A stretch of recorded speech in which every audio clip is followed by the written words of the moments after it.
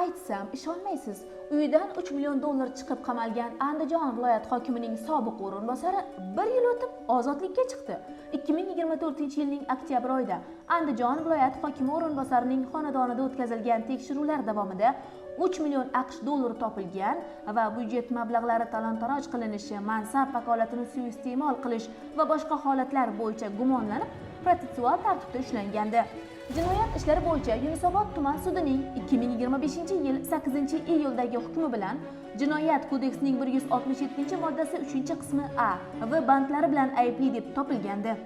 Unga nisbatan Jinoyat kodeksining 45-moddasi asosida 3 yil mahalliy hokimiyat organlari tizimida ishlash huquqidan mahrum qilingan holda 7 yil ozodlikdan mahrum qilish jazosi tayinlangan.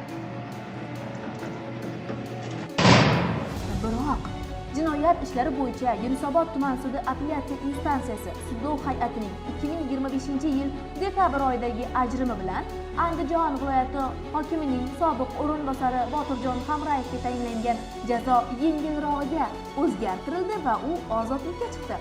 Sud ajrimi hujjati qo'lingizda bor. Apellyatsiya sudi ko'rib chiqqan ishda Botirjon Hamrayevning muqaddam sudlanmagani, qaramog'ida 3 nafar voyaga yetmagan farzandi borligi, oilasida yagona boquvchi ekani, shuningdek, jinoyat natijasida yetkazilgan zarar bartaraf etilgani inobatga olingan.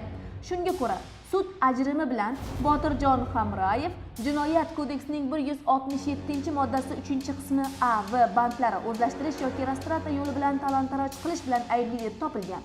Unga nisbatan sud Jinoyat kodeksining 45-moddasini qo'llab 3 yil muddatga mahalliy hokimiyat organlari tizimida ishlash huquqidan mahrum qilgan holda ish haqining 20%ni davlat daromadiga undirib borish sharti bilan 2 yil 6 oy muddatga axloq tuzatish ishlari jazosi tayinlangan.